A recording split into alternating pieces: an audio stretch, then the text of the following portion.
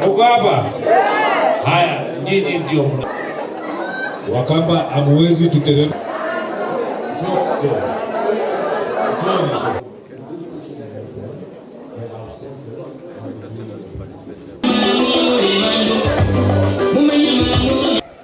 We are on track because we have registered a number of tourism enterprises ranging to the tune of 33,000 tourism enterprises registered and licensed by the authority. And we are also doing that on the basis of standards. On the employer part, we have a challenge whereby you find that most housekeepers are not recognized. Why are they not recognized?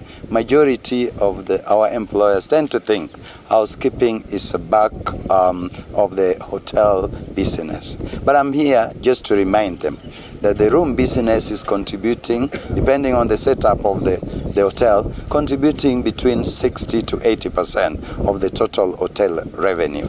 Health and safety does not only focus on hazards which are physical, chemical, we also have psychosocial hazards at the workplace.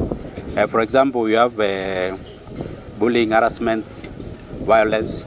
So eventually, we will have a decrease as we create awareness and implement preventive and promotive measures. We will get a decrease. Post-COVID, I think things have really improved.